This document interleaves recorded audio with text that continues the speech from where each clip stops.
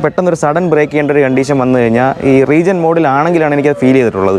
പെട്ടെന്ന് വണ്ടി നമ്മൾ ബ്രേക്ക് ചെയ്യുന്ന സമയത്ത് പെട്ടെന്നൊരു സഡൻ മൂവ്മെൻറ്റ് വണ്ടിക്ക് മുമ്പോട്ട് വരുന്നതായിട്ട് എനിക്ക് ഫീൽ ചെയ്തിട്ടുണ്ട്. അതെന്ന് വെച്ച് കഴിഞ്ഞാൽ ഭയങ്കര ഇപ്പോൾ നമുക്ക് ഫ്രണ്ടിലൊരു വണ്ടി വരുവാണെങ്കിൽ അത് ഭയങ്കര ഡേഞ്ചറസ് ആയിട്ടുള്ളൊരു മൂവ്മെൻ്റ് ആണ്. അത് കറക്റ്റായിട്ട് മെയിൻറ്റെയിൻ ചെയ്ത് കറക്റ്റായിട്ട് സർവീസ് ചെയ്യുന്ന വണ്ടിയാണെങ്കിൽ അതുപോലെ യാതൊരു നമുക്ക് ബുദ്ധിമുട്ടും വണ്ടിയുടെ ഭാഗത്തുനിന്ന് കാണത്തില്ല. പിന്നെ ABSന്റെ ECU പോയ ഒരു സംഭവം ഉണ്ടായി. നമ്മളൊരു സ്റ്റെപ്പിനി ഇല്ല വണ്ടിക്ക്, അപ്പോൾ നമ്മൾ പകരം ഒരു സ്റ്റെപ്പിന് നമ്മൾ തന്നെ വാങ്ങിയിട്ടാണ്. അത് പഞ്ചറിട്ട് ഓടിച്ചപ്പോൾ TPMS അലർട്ട് വരികയും അത് റീസെറ്റ് ചെയ്യാൻ പറ്റാതെ വരുന്നൊരു സാഹചര്യം ഉണ്ടായി. ഇപ്പം ഫേസ് ചെയ്യുന്ന ഒരു ചെറിയൊരു പ്രശ്നം എന്ന് പറഞ്ഞു കഴിഞ്ഞാൽ ഒരു ഗണ്ണുള്ള ചാർജ് സ്റ്റേഷനിൽ പോയി കഴിഞ്ഞാൽ ചിലപ്പോൾ ഒരു വണ്ടി കാണാനുള്ളൊരു സാധ്യതയുണ്ട്. അപ്പോൾ അതുകൊണ്ട് തന്നെ ഈ പറയുന്ന കണക്ക് ഇപ്പോൾ ഞാൻ പ്ലാൻ ചെയ്യുന്നത് 2 CCS2 ഗണ്ണുകളുള്ള ചാർജ് സ്റ്റേഷൻ നോക്കിയാണ് പോകുന്നത്. ഇതുവരെ ടോട്ടൽ എക്സ്പീരിയൻസ് നോക്കി കഴിഞ്ഞാൽ ഞാൻ സാറ്റിസ്ഫൈഡ് ആണ്. കാര്യം ഇതുവരെ ഓടുന്നതിനിടയ്ക്ക് ഭാഗ്യം കൊണ്ട് വേറെ പ്രശ്നങ്ങളൊന്നും ഉണ്ടായിട്ടില്ല. കാര്യം ഗ്രൂപ്പിലൊക്കെ പലർക്കും പല പ്രശ്നങ്ങളും ഉണ്ടായിട്ടുള്ളതായിട്ട് കേൾക്കുന്നുണ്ട്. എനിക്കിതുവരെയും പ്രശ്നങ്ങളൊന്നും തോന്നിയിട്ടില്ല. പിന്നെ പലപ്പോഴും ആൾക്കാർ ചോദിക്കുന്ന ഒരു ചോദ്യമാണ് ലോങ് പോകാൻ പറ്റുമോ എന്നുള്ള ഒരു സംശയമൊക്കെ. എനിക്കതൊരു നമ്മൾ ലോങ് പോകുന്ന സമയത്ത് പ്ലാൻ ചെയ്ത് പോയി കഴിഞ്ഞാൽ ലോങ് പോകാൻ പറ്റുമെന്നാണ് എൻ്റെ ഒരു അഭിപ്രായം. കാര്യം എന്ന് പറഞ്ഞു കഴിഞ്ഞാൽ ഞാൻ ഇതിനകത്ത് മൂന്നാർ പോയിട്ടുണ്ട്, പിന്നെ എറണാകുളം ഫ്രീക്വൻ്റ് ആയിട്ട് പോകുന്നുണ്ട്, അതുപോലെ തന്നെ കോഴിക്കോട് പോകുന്നുണ്ട്. അപ്പോൾ അങ്ങനെയുള്ള ദൂരയാത്രകൾ പോകുന്നുണ്ട്. അപ്പോൾ നമ്മൾ ഈ പറയുന്ന എവിടെയൊക്കെ ചാർജ് സ്റ്റേഷൻ ഉണ്ടെന്ന് നോക്കി പ്ലാൻ ചെയ്ത് പോയി കഴിഞ്ഞാൽ പോകാനായിട്ട് സാധിക്കും. പിന്നെ പലരും പറയുന്നൊരു കംപ്ലയിൻറ്റ് സർവീസിൻ്റെ ആണ്. അപ്പോൾ എനിക്കത് ഷോറൂം ബേസ് ചെയ്തിട്ട് സർവീസ് പ്രശ്നമാണെന്നാണ് എനിക്ക് തോന്നുന്നത്. കാര്യം എന്ന് പറഞ്ഞു കഴിഞ്ഞാൽ ഈ പറയുന്ന കണക്ക് ഞാൻ കൊട്ടാരക്കര മുത്തൂറ്റിലാണ് സർവീസ് ചെയ്യുന്നത്. ഇതുവരെ എനിക്ക് വേറെ പ്രശ്നങ്ങളൊന്നും സംഭവിച്ചില്ല. ഞാനിപ്പോൾ 30,000 സർവീസ് ചെയ്തിട്ടുണ്ടായിരുന്നു, വേറെ പ്രശ്നങ്ങളൊന്നും ഇല്ലായിരുന്നു. പക്ഷേ ഞാൻ ഒരു തവണ എൻ്റെ ബമ്പർ റീപ്ലേസ്മെൻ്റ് ആയിട്ട് നമ്മുടെ കൊല്ലം മുത്തൂറ്റി കൊടുത്തിട്ടുണ്ടായിരുന്നു. ആ ഒരു ടൈമിൽ അവർ സർവീസ് കുറച്ച് ഡിലേ ആക്കി. അത് മാത്രമല്ല ലാസ്റ്റ് ഇൻഷുറൻസിൻ്റെ EV ആണെങ്കിൽ ഇൻഷുറൻസിൻ്റെ എമൗണ്ട് നമ്മൾ 2,000 പേ ചെയ്യണമെന്ന് പറഞ്ഞു. ഞാൻ ഒന്നുകൂടെ ക്ലാരിഫൈ ചെയ്ത് ചോദിച്ചപ്പോഴത്തേക്ക് അവർ അത് 1,000 മാത്രമേ പേ ചെയ്യേണ്ടി വരുത്തോളൂ എന്ന് പറഞ്ഞു. അത് മാത്രമാണ് ഒരു ബുദ്ധിമുട്ടായിട്ട് ഫേസ് ചെയ്തത്. വേറെ ടോട്ടലി ഞാൻ സാറ്റിസ്ഫൈഡ് ആണ്. പിന്നെ നിങ്ങൾ ബാക്കിയുള്ള ആൾക്കാരടുത്തൂടെ ചോദിച്ചിട്ട് എടുത്താൽ മതി വണ്ടി. എൻ്റെ കാര്യത്തിൽ ഞാൻ ഒരുവിധം ഓക്കെയാണ്. കൊല്ലം മുത്തൂറ്റി നിന്നുണ്ടായ ചെറിയൊരു ബുദ്ധിമുട്ട് ഒഴിച്ച് കഴിഞ്ഞാൽ ബാക്കി ഞാൻ സാറ്റിസ്ഫൈഡ് ആണ്. പിന്നെ നിങ്ങൾ പറഞ്ഞു 2-3 സ്ഥലത്ത് ട്രാവൽ ചെയ്തെന്ന് പറഞ്ഞു, ലോങ് പോയെന്ന് പറഞ്ഞു. അപ്പോൾ ഈ ലോങ് പോകുമ്പോൾ സാധാരണ ചെറിയൊരു കമ്പാരിസൺ പോലെ ചോദിക്കുകയാണ് കേട്ടോ. അപ്പോൾ നിങ്ങൾ പറഞ്ഞു ഒരു പ്ലാൻഡ് ട്രിപ്പ് ആയിരുന്നു എന്ന് പറഞ്ഞു. അപ്പോൾ ഇങ്ങനെ പ്ലാൻ ചെയ്ത് ട്രിപ്പ് പോകുമ്പോൾ നിങ്ങൾക്ക് ടൈം കുറേ ലോസ് വരുന്നുണ്ടോ? കമ്പാരേറ്റീവ്ലി നമ്മൾ പെട്രോൾ വണ്ടിയിൽ നോക്കുമ്പോൾ നമുക്കൊരു പ്ലാനിങ് വരുന്നില്ലല്ലോ. അപ്പോൾ ഒരുപാട് സമയം നഷ്ടം വരുന്നുണ്ടോ? പ്ലാൻ ചെയ്യാൻ വേണ്ടിയിട്ട് ടൈം വരുന്നുണ്ടോ എന്ന് ചോദിച്ചാൽ ചിലപ്പോൾ വേണ്ടി വരും. കാര്യം പറഞ്ഞാൽ നമ്മൾ ലോങ് പോകുമ്പോഴത്തേക്ക് എവിടെയൊക്കെ ചാർജ് സ്റ്റേഷൻ ഉണ്ടെന്ന് നോക്കണം. അല്ലെങ്കിൽ ഈ പറയുന്ന കണക്ക് നമ്മൾ അപ്പോൾ അതൊരു പ്ലാനിങ്ങിന് ടൈം എടുക്കും. അത് മേ ബി ഈ പറയുന്ന കണക്ക് ഞാൻ നേരത്തെ പെട്രോൾ കാറിൽ പോകുന്ന സമയത്ത് ഫുഡ് കഴിക്കാൻ വേണ്ടിയിട്ട് എവിടെയെങ്കിലും നിർത്തണം. അതായത് ഞാൻ നേരത്തെ പോകുമ്പോഴാണെങ്കിലും നല്ലൊരു റെസ്റ്റോറൻറ്റ് നോക്കിയിട്ടാണ് നിർത്തുന്നത്. അപ്പോൾ അതിന് വേണ്ടിയിട്ട് ആ പോകുന്ന റൂട്ടിലുള്ള നല്ല റെസ്റ്റോറൻറ്റ് ഞാൻ നേരത്തെ നോക്കുന്നുണ്ടായിരുന്നു. ഇപ്പോൾ അതിന് പകരം റെസ്റ്റോറൻറ്റ് പ്ലസ് ചാർജ് സ്റ്റേഷൻ ഉള്ള സ്ഥലങ്ങളാണ് നോക്കുന്നത്. കാര്യം നമ്മളിപ്പം പോകുന്ന വഴിക്ക് എറണാകുളത്തൊക്കെ ഒരുപാട് സ്ഥലങ്ങളിൽ ഈ പറയുന്ന റെസ്റ്റോറൻറ്റ് പ്ലസ് ചാർജ് സ്റ്റേഷൻ ഉണ്ട്. അപ്പോൾ അത് നമ്മൾ നേരത്തെ ലൊക്കേറ്റ് ചെയ്യണമെന്നുള്ളത് മാത്രമാണ് ഒരു ബുദ്ധിമുട്ട്. പിന്നെ ചിലപ്പോൾ ആദ്യ കാലങ്ങളിലായിരുന്നു. ഇപ്പോൾ ഫേസ് ചെയ്യുന്ന ഒരു ചെറിയൊരു പ്രശ്നം എന്ന് പറഞ്ഞു കഴിഞ്ഞാൽ ഒരു ഗണ്ണുള്ള ചാർജ് സ്റ്റേഷനിൽ പോയി കഴിഞ്ഞാൽ ചിലപ്പോൾ ഒരു വണ്ടി കാണാനുള്ളൊരു സാധ്യതയുണ്ട്. അപ്പോൾ അതുകൊണ്ട് തന്നെ ഈ പറയുന്ന കണക്ക് ഇപ്പോൾ ഞാൻ പ്ലാൻ ചെയ്യുന്നത് 2 CCS2 ഗണ്ണുകളുള്ള ചാർജ് സ്റ്റേഷൻ നോക്കിയാണ് പോകുന്നത്. അങ്ങനെ ആകുമ്പോഴത്തേക്ക് നമുക്ക് ഈ പറയുന്ന വെയിറ്റിംഗ് ടൈമോ വേറെ കാര്യങ്ങളോ ഒന്നും വരുന്നില്ല. അപ്പോൾ അത് ആ ഒരു ചാർജിങ് സ്റ്റേഷൻ നോക്കാൻ വേണ്ടിയിട്ട് നമുക്ക് കുറച്ച് ടൈം വരുന്നുണ്ട്. അല്ലാതെ വേറെ ബുദ്ധിമുട്ടുകളൊന്നും ഇതുവരെ ഫേസ് ചെയ്തിട്ടില്ല. ഞാൻ പിന്നെ ഒരു തവണ സ്റ്റേ ചെയ്ത സമയത്ത് നമ്മുടെ KSEയുടെ പോസ്റ്റിൽ നിന്നൊക്കെ ചാർജ് ചെയ്തിട്ടുണ്ടായിരുന്നു. അപ്പോൾ ആ ഒരു ലോങ് ട്രിപ്പിൻ്റെ ഡീറ്റെയിലൊക്കെ ഞാൻ നമ്മുടെ ചെറിയ രീതിയിലൊരു ചാനലിൽ ഇട്ടിട്ടുണ്ടായിരുന്നു. അപ്പം നമ്മൾ ആ ഒരു പ്ലാനിങ് വേണം. പക്ഷേ ഈ പറയുന്ന കണക്ക് ഒരുപാട് സമയമൊന്നും അതിന് വേണ്ടി വരുമെന്ന് തോന്നില്ല. പിന്നെ 1-2 വട്ടം നമ്മൾ പോകുമ്പോഴത്തേക്ക് നമുക്ക് മനസ്സിലാവും. ഇപ്പോൾ എന്നോട് ചോദിച്ചു കഴിഞ്ഞാൽ എറണാകുളത്ത് എവിടെയൊക്കെ ചാർജ് സ്റ്റേഷൻ ഉണ്ടെന്ന് എനിക്ക് പറയാൻ പറ്റും. കാര്യം ഞാൻ കുറേ വട്ടം പോയതുകൊണ്ട്. അപ്പോൾ ആദ്യം ഉണ്ടാകുന്ന ഒരു ബുദ്ധിമുട്ടേ ഉള്ളൂ. അത് പണ്ട് കാലത്ത് ഈ പറഞ്ഞ പെട്രോൾ പമ്പ് ഇല്ലാത്ത സമയങ്ങളിൽ പെട്രോൾ കാർ ഉള്ള ആൾക്കാർ ക്യാനിൽ വാങ്ങിച്ചു വെച്ചിട്ട് ഈ പറഞ്ഞ വണ്ടി കൊണ്ടുപോകുന്നു പറയുന്നുണ്ട്. അതുപോലൊരു സ്റ്റാർട്ടിങ് ഫേസ് ആണെന്ന് മാത്രമാണ് എനിക്ക് തോന്നുന്നത്. ഇതിങ്ങനെ ഡെവലപ്പ് ആവുന്നതനുസരിച്ച് ചാർജ് സ്റ്റേഷനുകൾ വരും. അതിനനുസരിച്ച് ഈ പറഞ്ഞ ആ ഒരു ബുദ്ധിമുട്ട് നമുക്ക് ഒഴിവാകുകയും ചെയ്യും. നിങ്ങൾ ഹാപ്പിയാണ്? ഞാൻ ഹാപ്പിയാണ്. അപ്പോൾ നിങ്ങൾ ആരെങ്കിലും സജസ്റ്റ് ചെയ്യുമോ വണ്ടി? ഞാൻ സജസ്റ്റ് ചെയ്യും. പക്ഷേ ഈ പറയുന്ന കണക്ക് എല്ലാവർക്കും സജസ്റ്റ് ചെയ്യത്തില്ല. കാര്യം ഈ ഒരു നോർമലി കൊടുക്കുന്ന വണ്ടിയേക്കാൾ കൂടുതലായിട്ട് നമ്മൾ ഏകദേശം ഒരു 3 lakh ടിയാഗോ ഒക്കെ ആണെങ്കിൽ ഒരു 4 lakh ഒക്കെ നമ്മൾ അഡീഷണൽ കൊടുക്കുന്നുണ്ട്. അപ്പോൾ അത്രയും രൂപ അധികം കൊടുക്കുന്നുണ്ടെങ്കിൽ അതിൻ്റെ ഒരു ബെനിഫിറ്റ് നമുക്ക് വേണം. അതായത് ഒരു പെർ ഡേ ഒരു 50 to 100 കിലോമീറ്ററെങ്കിലും മിനിമം ഓടുന്ന ഒരാൾക്ക് മാത്രമായിരിക്കും ഞാൻ സജസ്റ്റ് ചെയ്യുന്നത്. പിന്നെ ലോങ് ഇപ്പോൾ ഇവിടുന്ന് സ്ഥിരമായി ഗോവയിൽ പോകുന്ന ആൾ അല്ലെങ്കിൽ സ്ഥിരമായി ബാംഗ്ലൂർ പോകുന്ന ഒരാൾ, അങ്ങനെയുള്ള ആളിനെ സംബന്ധിച്ചുള്ള ഇപ്പോഴത്തെ കണ്ടീഷനും നമുക്ക് സജസ്റ്റ് ചെയ്യാൻ പറ്റത്തില്ല. കാര്യം എന്ന് പറഞ്ഞാൽ ചാർജ് സ്റ്റേഷൻ ആയി വരുന്നേ ഉള്ളൂ. എന്നാൽ നമ്മുടെ കൂട്ടത്തിൽ ബാംഗ്ലൂരൊക്കെ പോയ ആൾക്കാരുണ്ട്. അപ്പോൾ അവരതിൻ്റെ കൂടുതൽ ഡീറ്റെയിൽ ഷെയർ ചെയ്യുന്നതായിരിക്കും. എന്നാൽ വരുന്ന കാലങ്ങളിൽ നമുക്ക് ഒരുപാട് ചാർജ് സ്റ്റേഷൻസ് വരും. അപ്പോൾ ആ ഒരു ടൈമിൽ നിങ്ങൾക്ക് വേണമെങ്കിൽ പ്രിഫർ ചെയ്യാം. പിന്നെ ലോക്കൽ ഓട്ടോ, അതായത് ഈ പറയുന്ന ഒരു 200-നകത്ത് അല്ലെങ്കിൽ ഒരു 250-ക്കകത്ത് വെച്ചിട്ട് നിങ്ങൾക്ക് റേഞ്ച് വരുന്ന വണ്ടി എടുത്തു കഴിഞ്ഞാൽ നിങ്ങളുടെ ലോക്കൽ ഓട്ടോ നടക്കുമെന്നുണ്ടെങ്കിൽ അത് നിങ്ങൾ നോക്കുക. നിങ്ങളുടെ ബഡ്ജറ്റ് ഉള്ള വണ്ടിയുടെ റേഞ്ച് നോക്കിയിട്ട് നിങ്ങളുടെ താല്പര്യം അനുസരിച്ച് നിങ്ങൾക്ക് എടുക്കാനായിട്ട് സാധിക്കും. എനിക്ക് ഈ ടിയാഗോ ഈ വണ്ടി എടുക്കുന്നതിന് മുന്നേ ഇതേ വണ്ടി 2019 മോഡൽ ഒരു ടാറ്റ ടിയാഗോ തന്നെ പെട്രോൾ വണ്ടിയാണെന്നുള്ളത്, നെക്സസ് ഡേ ഓട്ടോമാറ്റിക്.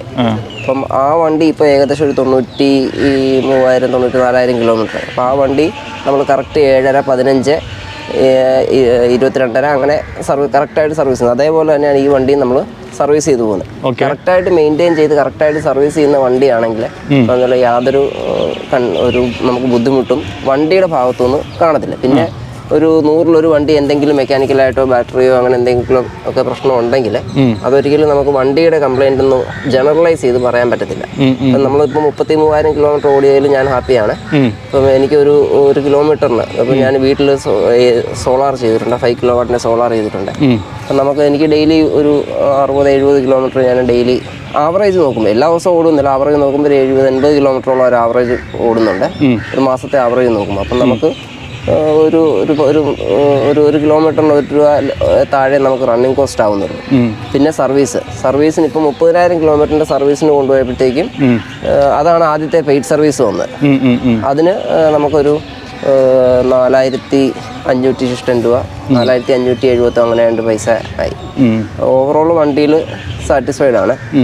അപ്പോൾ ബ്രോ ഹാപ്പിയാണ് വണ്ടീൻ്റെ കാര്യത്തിൽ. അപ്പോൾ വേറെ ഒരാൾക്ക് ഇപ്പോൾ ഒരു സുഹൃത്ത് വന്നിട്ട് ചോദിക്കുകയാണ് ഞാൻ ഈ വണ്ടി എടുക്കട്ടെ എന്ന് ചോദിക്കുകയാണെങ്കിൽ ബ്രോ സജസ്റ്റ് ചെയ്യും? വണ്ടി എടുക്കണം നമ്മൾ ആര് ചോദിച്ചു കഴിഞ്ഞാൽ നമ്മൾ ആലോചിക്കും ഇപ്പോൾ ഇവർക്ക് ലോങ് ടൈം ഇവിടെ നാട്ടിൽ കാണുമോ. അത് ഏറ്റവും ആദ്യം ആലോചിക്കേണ്ടത് നാട്ടിൽ ഇപ്പോൾ ഗൾഫ് പുറത്തുനിന്ന് വരുന്നവർ അങ്ങനെയല്ല, നാട്ടിൽ സ്ഥിരമായിട്ട് കാണുമെന്നുള്ള ആൾക്കാർ ഡെയിലി ഒരു 60 കിലോമീറ്റർ ഏറ്റവും മിനിമം ഒരു 50-60 കിലോമീറ്റർ ഓട്ടോ ഉള്ളവർക്കാണെങ്കിൽ ധൈര്യമായിട്ട് സജസ്റ്റ് ചെയ്യും. ഞാൻ നല്ല ഹാപ്പിയാണ്. എൻ്റെ മെയിനായിട്ട് എക്സ്പീരിയൻസ് പറഞ്ഞാൽ ഞാൻ ഒരു ലോങ് ബാംഗ്ലൂർ വരെ കൊണ്ടുപോയിട്ടുണ്ട് ഈ വണ്ടി. അപ്പോൾ അതിൽ എനിക്ക് കുറേ ദോഷങ്ങളും എന്താണ് നമുക്ക് ഗുണങ്ങളും എല്ലാം ഉണ്ടായിട്ടുണ്ട്. ഒന്ന് പറയാൻ പറ്റുമോ? അപ്പോൾ നമുക്ക് മെയിനായിട്ടും ഇതിനകത്ത് ചാർജിങ് ടൈം ഒരു മെയിൻ പ്രശ്നമാണ്. പിന്നെ റേഞ്ച് എന്ന് പറയുന്നത് കഴിഞ്ഞാൽ വണ്ടിയുടെ റേഞ്ച് 315 കമ്പനി പറയുന്നത്. പക്ഷേ എനിക്ക് അത്രയും കിട്ടാത്തത് ഒരു ഭയങ്കര ഒരു വിഷമമായിട്ട് എപ്പോഴും ഫീൽ ചെയ്യുന്നത്. 315 കമ്പനി പറയുന്നത് IDC റേഞ്ചാണ്. എന്നാലും ഒരു 250 പ്രതീക്ഷിച്ചാണ് ഞാൻ വണ്ടി എടുത്തത്. എങ്ങനെ പോയാലും ഒരു 200 അത്രയും പ്രതീക്ഷിച്ചാൽ മതി. ഓക്കെ. അപ്പോൾ ആ ഒരു രീതിയിലാണ് എനിക്ക് വണ്ടി കിട്ടിക്കൊണ്ടിരിക്കുന്നത്. അപ്പോൾ അതെനിക്കൊരു ഭയങ്കര വിഷമമാണ് എപ്പോഴും. ഓക്കെ. പിന്നെ എന്ന് വെച്ച് കഴിഞ്ഞാൽ വണ്ടി ബാക്കിയുള്ള കാര്യത്തിൽ ഇപ്പോൾ നമുക്ക് എക്സ്പെൻസിൻ്റെ കാര്യത്തിൽ ഓക്കെയാണ്. 200 കിലോമീറ്റർ ആണെങ്കിലും നമുക്കത് ഓടിക്കുന്നതിൽ വലിയ ചിലവ് വരുന്നില്ല എന്നുള്ളത് നമുക്കൊരു മെയിൻ പോസിറ്റീവ് സൈഡാണ്. പിന്നെ എന്ന് വെച്ച് കഴിഞ്ഞാൽ ഇപ്പോൾ ഈ ലോങ് പോകുമ്പോൾ ഒരു ചാർജിങ് ടൈം ഇപ്പം നമുക്ക് ചിലപ്പോൾ ഒരു വട്ടം ഒരു കണ്ടിന്യൂസ് ഡ്രൈവ് പോകുകയാണെന്നുണ്ടെങ്കിൽ നമുക്ക് ആ ഒരു ഫസ്റ്റ് ചാർജിങ്ങിൽ ചിലപ്പോൾ നമുക്കൊരു ഫുഡ് കഴിക്കുന്ന സമയം കൊണ്ട് യൂട്ടിലൈസ് ചെയ്യാം. പിന്നെ ബാക്കിയുള്ള എന്തായാലും 200 കിലോമീറ്റർ നമ്മൾ അടുത്ത ഫുഡ് കഴിക്കാൻ ചാൻസ് കുറവാണ്. എന്നാലും അത് പിന്നെ നമുക്ക് അവിടെ ഒരു 1 അവർ പിന്നെ നഷ്ടമാണ്. പിന്നെ അടുത്ത ഒരു 3 ഞാൻ വീട്ടിൽ നിന്ന് ഫുൾ ചാർജിൽ ഇറങ്ങി ഒരു 3 ചാർജിങ് വീണ്ടും ഒരു 3 ചാർജിങ്ങിലാണ് ഞാൻ ബാംഗ്ലൂർ എത്തിയത്. ആ 3 ചാർജിങ്ങിൽ ഒരു ചാർജിങ് ഞാൻ ഫുഡ് കഴിക്കാൻ യൂട്ടിലൈസ് ചെയ്തു. ബാക്കി ഒരു 2 ചാർജിങ് എനിക്ക് നഷ്ടമാണ്. ആ ടൈം 1 അവർ നഷ്ടമാണ്. അപ്പോൾ മറ്റൊരു പെട്രോൾ കാറിനെ അപേക്ഷിച്ച് നമ്മൾ പോകുകയാണെന്നുണ്ടെങ്കിൽ പെട്രോൾ കാറിൽ പോകുകയാണെന്നുണ്ടെങ്കിൽ ചിലപ്പോൾ ഒരു 3 hours മുമ്പ് നമ്മളവിടെ എത്തും ബാംഗ്ലൂർ. ഇപ്പം കണ്ടിന്യൂസ് ഡ്രൈവ് ആണെങ്കിൽ അതാണ് പിന്നെ ആ ഒരു ഡ്രൈവിൽ എനിക്ക് അനുഭവപ്പെട്ടൊരു നെഗറ്റീവ്. അപ്പോൾ നിങ്ങൾ ബാംഗ്ലൂരിലേക്ക് എവിടുന്നാണ് പോയത്? ബാംഗ്ലൂരിൽ നിന്ന് ഞാൻ വീട്ടിൽ നിന്ന് ചവറ ടു ബാംഗ്ലൂർ, എൻ്റെ വീട് കൊല്ലം ചവറയാണ്. എത്ര കിലോമീറ്റർ? ബാംഗ്ലൂർ ഏകദേശം 670 കിലോമീറ്റർ വരും. 670 കിലോമീറ്റേഴ്സ് പോകാൻ നിങ്ങൾ 3 പ്രാവശ്യം ചാർജ് ചെയ്തു? 3 പ്രാവശ്യം വീട്ടിൽ നിന്ന് ഫുൾ ചാർജിൽ ഇറങ്ങി പിന്നെ ഒരു 3 ചാർജിങ് കൂടെ. ഈ 3 ചാർജിങ്ങിന് ഏകദേശം എത്ര മണിക്കൂർ എടുത്തു? മൊത്തം അവിടെ ഒരു 3 hours. 3 hours. അതായത് ഇപ്പോൾ ഒരു 670-700 കിലോമീറ്റർ നമ്മൾ സഞ്ചരിക്കണമെങ്കിൽ സാധാരണ ഒരു പെട്രോൾ വണ്ടിയായിട്ട് കമ്പയർ ചെയ്യുമ്പോൾ ഒരു 3 മണിക്കൂർ നമ്മൾ കൂടുതൽ കാണും. മാത്രമല്ല നമ്മൾ പ്ലാൻഡ് ആയിരിക്കണം. പ്ലസ് പിന്നെ കുറച്ച് ചിലപ്പോൾ നമ്മൾ ഈ പ്ലാനിങ്ങിന്റെ ടൈമും കൂടെ ചിലപ്പോൾ പോകും. നമ്മൾ ഇതിന്റെ ആപ്പ് എടുത്ത് ചാർജിങ് പോയിന്റ് എവിടെയാണെന്ന് സെർച്ച് ചെയ്ത് കണ്ടുപിടിക്കുക, അങ്ങനത്തെ കുറച്ച് പ്രശ്നങ്ങൾ. അല്ല, കാരണം ഞാനിത് പറയാൻ കാരണം വേറെ ഒന്നുമില്ല. കാരണം വണ്ടി എടുക്കുന്നവർ ഇതും കൂടി അറിയണം. ചുമ്മാ പോയിട്ട് വണ്ടി എടുത്തിട്ട് അവസാനം സമയം എന്ന് പറയുന്നതിൽ കാര്യമില്ല. നമുക്ക് വീട്ടിൽ നിന്ന് ചാർജ് ചെയ്ത് പ്ലാൻ ചെയ്ത് പോകണമെന്നുണ്ടെങ്കിൽ ആ ഒരു ഒഴിവാക്കാം. പിന്നെ ചാർജിങ് ടൈം നമുക്ക് ഒരിക്കലും ഒഴിവാക്കാൻ പറ്റില്ല. പിന്നെ ഇപ്പോൾ സ്ഥിരമായിട്ട് യൂസ് ചെയ്ത് കഴിഞ്ഞിട്ടുണ്ടെങ്കിൽ പിന്നെ നമ്മൾ അതിനോട് ഇതായിട്ട് വരുമല്ലേ? യൂസ് ചെയ്ത് പോകുന്നതോറും നമുക്കിത് ഓക്കെ ആയിട്ട് വരും. അപ്പോൾ നിങ്ങൾ ഹാപ്പിയാണോ വണ്ടിൻ്റെ കാര്യത്തിൽ? അതുവരെ ഹാപ്പിയാണ്. നിങ്ങൾ ശരിക്കും വണ്ടി എടുക്കാനുള്ള കാരണം എന്താ? എടുക്കാനുള്ള കാരണം എന്ന് വെച്ച് കഴിഞ്ഞാൽ എനിക്ക് ഇതിന് ഒരു പെട്രോളിന്റെ കാശ് ലാഭിക്കാന്നുള്ളതാണോ? എക്സ്പെൻസ് തന്നെയാണ് നമ്മുടെ മെയിൻ. ആരെങ്കിലും പറഞ്ഞു തന്നിട്ട് എടുത്താണോ? അങ്ങനെ അല്ലല്ല, എൻ്റെ സ്വന്തം ഇഷ്ടപ്രകാരം ഞാൻ കണ്ടു. എനിക്കൊരു ഇലക്ട്രിക് എടുക്കണം ആഗ്രഹം ഉണ്ടായിരുന്നു. വണ്ടിയുടെ കംഫർട്ടും അങ്ങനത്തെ കാര്യങ്ങളൊക്കെ. ഈ ലോങ് പോയപ്പോൾ തന്നെ വേറൊരു കാര്യം പോസിറ്റീവ് സൈഡ് എന്ന് വെച്ച് കഴിഞ്ഞാൽ നമുക്ക് ബാക്കി പെട്രോൾ കാറിനെ അപേക്ഷിച്ച് നമുക്ക് ഒരു വണ്ടിയുടെ മൂവ്മെന്റ്സ് ഉണ്ടല്ലോ, ജെർക്ക് അങ്ങനെ സാധനങ്ങളൊക്കെ കുറേ ഒഴിവാക്കി കിട്ടും. ഈ ഇലക്ട്രിക് ആകുമ്പോൾ ഒരു മൂവ്മെന്റ് കുറവാണ് വണ്ടിക്ക്, നമുക്ക് അകത്തിരിക്കാൻ കുറച്ചുകൂടെ കംഫർട്ടാണ്. പലരും പറയുന്നത് കേട്ടിട്ടുണ്ട് ഇലക്ട്രിക് വാഹനങ്ങൾ ഓടിക്കുന്ന കംഫർട്ടാണ്. പക്ഷെ ചില ആൾക്കാർ പറയുന്നത് കേട്ടിട്ടുണ്ട് അതായത് ഒരു വണ്ടി ഓടിക്കുന്നതിന്റെ ഫീല് കിട്ടുന്നില്ല എന്ന്. കാരണം ഇതിങ്ങനെ ചുമ്മാ സ്മൂത്ത് ആയിട്ട് ഇങ്ങനെ പറന്നു പോവാണ്. പക്ഷെ ഒരു വണ്ടി ഓടിക്കുമ്പോൾ ഒരു കുറച്ചൊരു ഇത് വേണ്ടേ, ഒരു ഇത് വേണ്ടേ, എന്താ പറയുക, ഒരു പിടുത്തം വേണ്ടേ, എനിക്ക് അങ്ങനെ ഒരു മാൻലി സാധനം വേണ്ടേ, അതില്ല എന്ന് പറയുന്നത് കേട്ട്. ഇല്ല, എനിക്ക് അങ്ങനെ ഫീൽ ചെയ്തിട്ടില്ല. ഇല്ല, എനിക്ക് അങ്ങനെ ഒരു സംഭവം ഫീൽ ചെയ്തില്ല. വണ്ടി ഓടിക്കുന്നതിന് നല്ലൊരു ഫീൽ തന്നെയാണ്. പെട്രോൾ കാർ നമ്മൾ രണ്ട് യൂസ് ചെയ്തിട്ടുണ്ട്. അപ്പൊ നിങ്ങൾ സജസ്റ്റ് ചെയ്യും മറ്റുള്ളവർക്ക്? സജസ്റ്റ് ചെയ്യുമെന്ന് വെച്ചാൽ ഞാൻ സംസാരിക്കും ആൾക്കാരുടെ അടുത്ത്. ഇതിന്റെ പോസിറ്റീവും നെഗറ്റീവും ഞാൻ പറഞ്ഞു കൊടുക്കും, അവർ തന്നെ തീരുമാനിക്കുക വണ്ടി എടുക്കുകയെന്ന് വെച്ചാൽ. ഞാൻ ഒരിക്കലും ഒരാൾക്ക് സജസ്റ്റ് ചെയ്തില്ല, നമുക്ക് ഓരോരുത്തരുടെയും രീതി. അതേപോലെ ബ്രോ ലോങ് പോയിന്ന് പറഞ്ഞില്ലേ, ബാംഗ്ലൂർ പോയിന്ന് പറഞ്ഞില്ലേ? അപ്പോൾ ജസ്റ്റ് ഒന്ന് അറിയാൻ വേണ്ടി ചോദിക്കുകയാണ് കേട്ടോ. ഇതിൽ റീജിയൻ എന്ന് പറഞ്ഞൊരു സംഭവം ഒക്കെ ഉണ്ടല്ലോ. അപ്പോൾ അങ്ങനെ ഓടിപ്പോൾ നോക്കിയായിരുന്നു ഏകദേശം റീജിയനിൽ നമുക്ക് ഏകദേശം എഡീഷണൽ എത്ര കിട്ടുന്നുണ്ടെന്നുള്ള? അഡീഷണലായിട്ട് റീജിയനിൽ നമുക്കത് കറക്റ്റായിട്ടൊരു കാൽക്കുലേഷൻ പറയാൻ പറ്റത്തില്ല. എന്നാലും റീജിയനിൽ നമുക്ക് കുറച്ചും കൂടെ ചാർജ് കയറുന്നുണ്ടെന്നും കുറച്ച് അഡീഷണൽ കിലോമീറ്റർ ഓടുന്നുണ്ടെന്നും മനസ്സിലാവും. ഇപ്പോൾ 200 കിലോമീറ്റേഴ്സ് എനിക്ക് തോന്നുന്നൊരു 10-നകത്തൊക്കെ കിലോമീറ്റേഴ്സ് കൂടുതലായിട്ട് കിട്ടുന്നുണ്ട്. 200 കിലോമീറ്റർ ഓടുമ്പോൾ 10 കിലോമീറ്റേഴ്സ് അഡീഷണൽ 5% ഒക്കെ റീജിയനായിട്ട് കിട്ടും. ചിലപ്പോൾ അത് ചിലർക്ക് അതിൽ താഴെ ആയിരിക്കും. അങ്ങനെ നമുക്ക് വേരിയിങ് സാധനമാണ്. പിന്നെ ഇതിനകത്ത് റീജിയൻ്റെ കാര്യം പറയുമ്പോഴത്തേക്ക് നമുക്ക് വേറൊരു കാര്യം പറയുമ്പോൾ നമുക്ക് ഈ റീജിയൻ മോഡിലിട്ട് നമ്മൾ വണ്ടി ഓടിക്കുമ്പോഴത്തേക്ക് എനിക്കൊരു നെഗറ്റീവായിട്ട് തോന്നിയിട്ടുള്ളൊരു കാര്യമാണ്. വണ്ടി നമ്മൾ ചിലപ്പം പെട്ടെന്നൊരു സഡൻ ബ്രേക്ക് ചെയ്യേണ്ട ഒരു കണ്ടീഷൻ വന്നു കഴിഞ്ഞാൽ ഈ റീജിയൻ മോഡിലാണെങ്കിലാണ് എനിക്കത് ഫീൽ ചെയ്തിട്ടുള്ളത്. പെട്ടെന്ന് വണ്ടി നമ്മൾ ബ്രേക്ക് ചെയ്യുന്ന സമയത്ത് പെട്ടെന്നൊരു സഡൻ മൂവ്മെൻറ്റ് വണ്ടിക്ക് മുമ്പോട്ട് വരുന്നതായിട്ട് എനിക്ക് ഫീൽ ചെയ്തിട്ടുണ്ട്. അതെന്ന് വെച്ച് കഴിഞ്ഞാൽ ഭയങ്കര, ഇപ്പം നമുക്ക് ഫ്രണ്ടിലൊരു വണ്ടി വരുവാണെങ്കിൽ അത് ഭയങ്കര ഡേഞ്ചറസ് ആയിട്ടുള്ളൊരു മൂവ്മെൻ്റ് ആണത്. ആ വണ്ടി പോയി ഞാൻ ചിന്തിച്ച് നോക്കിയിട്ടുണ്ട്. വണ്ടി എൻ്റെ മുമ്പിലൊരു വണ്ടി ഉണ്ടായിരുന്നു, ഇപ്പോൾ പോയി ഇടിച്ചേനെയല്ലോ എന്ന് ഞാൻ ചിന്തിച്ച് പോയിട്ടുണ്ട്. ആ രീതിയിലുള്ളൊരു, അത് ഞാൻ സർവീസ് സെൻ്ററിൽ പറഞ്ഞു, അവർക്ക് അത് എന്താണെന്ന് അറിയാത്ത ഒരു രീതിയിലാണ് അവർ അങ്ങനെ ഒരു നമുക്ക് ചെക്ക് ചെയ്യാം പലരും പറഞ്ഞിട്ടുണ്ട് എന്നൊക്കെ പറഞ്ഞിട്ടുണ്ട്. ഞാൻ ഇപ്പോൾ ഗ്രൂപ്പുകളിലൊക്കെ നമ്മൾ സംസാരിക്കുമ്പോഴും പലർക്കും ഈ അനുഭവം ഉണ്ടായിട്ടുണ്ട്. അപ്പോൾ എനിക്കത് ഭയങ്കര ഒരു നെഗറ്റീവായിട്ട് ഫീൽ ചെയ്തിട്ടുണ്ട് ആ സാധനം. അങ്ങനെ വലിയ പ്രശ്നങ്ങളൊന്നും വണ്ടിക്ക് ഉണ്ടായിട്ടില്ല. പിന്നെ ചെറിയ ചെറിയ കംപ്ലൈൻറ്റ് ഉണ്ടായിട്ടുണ്ട്. അതായത് ഇതിൻ്റെ ഓക്സിലറി ബാറ്ററി ഒരു പ്രാവശ്യം ഇറങ്ങിപ്പോയി. അതെങ്ങനെയാണെന്ന് കണ്ടുപിടിക്കാൻ പറ്റിയില്ല. അതായത് ഒരാഴ്ചയോളം വർക്ക്ഷോപ്പിൽ കിടന്ന ഒരു ടെസ്റ്റൊക്കെ ചെയ്തിട്ട് ഒന്നും കണ്ടുപിടിക്കാൻ പറ്റില്ല. എന്നാലും തന്നു, ബാറ്ററി ചാർജ് ചെയ്തപ്പോൾ അത് വർക്ക് ചെയ്തു. പിന്നെ ABSൻ്റെ ECU പോയ ഒരു സംഭവം ഉണ്ടായി. നമ്മളൊരു സ്റ്റെപ്പിനി ഇല്ല വണ്ടിക്ക്. അപ്പോൾ നമ്മൾ പകരം ഒരു സ്റ്റെപ്പിനി നമ്മൾ തന്നെ വാങ്ങിയിട്ടതാണ്. അത് പഞ്ചറിട്ട് ഓടിച്ചപ്പോൾ TPMS അലേർട്ട് വരികയും അത് റീസെറ്റ് ചെയ്യാൻ പറ്റാതെ വരുന്നൊരു സാഹചര്യം ഉണ്ടായി.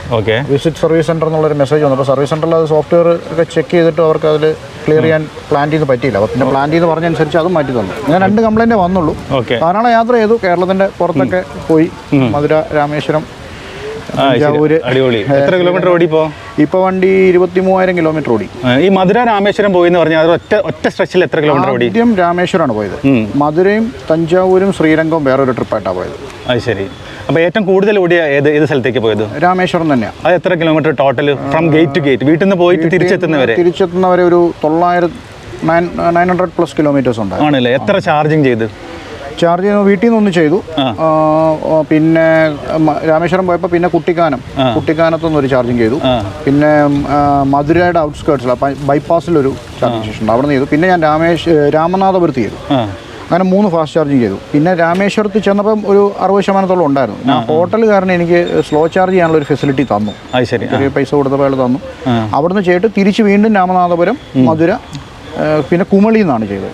ഒരു 3 ഫാസ്റ്റ് ചാർജും ഇടയ്ക്ക് ഒരു സ്ലോ ചാർജ് അങ്ങോട്ട്, തിരിച്ചിങ്ങോട്ട് 3 ഫാസ്റ്റ് ചാർജ്, മൊത്തം 6-7 ചാർജിങ് വെളിയിൽ ചെയ്തു വീട്ടിലല്ലാതെ.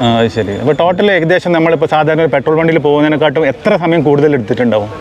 സമയം ഈ ചാർജിങ്ങിന്റെ സമയം, ഒരു ചാർജിങ് എന്ന് പറഞ്ഞാൽ ഏകദേശം 1 മണിക്കൂർ 10 മിനിറ്റ് വരെ എടുക്കുന്നുണ്ട്. അപ്പോൾ ഒരു 8 പ്രാവശ്യം ചാർജ് ചെയ്യുമ്പോൾ ഒരു 7 പ്രാവശ്യം ചാർജ് ചെയ്യുമ്പോൾ ഒരു 8 മണിക്കൂർ, ഒരു 3-3.5 മണിക്കൂർ 4 മണിക്കൂറോളം, അറൗണ്ട് 4 hours നമുക്ക് ചാർജിങ്ങിനായിട്ട് വേണ്ടി വന്നിട്ടുണ്ട്. അപ്പോൾ 8 മണിക്കൂർ അങ്ങനെ പോയിട്ടുണ്ട്. തമിഴ്നാട്ടിൽ ചെല്ലുമ്പോൾ എല്ലാ ചാർജിങ് സ്റ്റേഷനും ഹോട്ടൽസിന്റെ അടുത്തൊന്നും അല്ലാതെയും ഉണ്ട്. അപ്പോൾ അങ്ങനെ വരുമ്പോൾ നമുക്ക് എപ്പോഴും റെസ്റ്റോറൻറ്റ്സിന്റെ അടുത്ത് ചാർജിങ് കിട്ടുക എന്ന് പറയുന്നത് കുറച്ച് ബുദ്ധിമുട്ടുണ്ട്, അതൊരു പ്രയാസമുണ്ട്.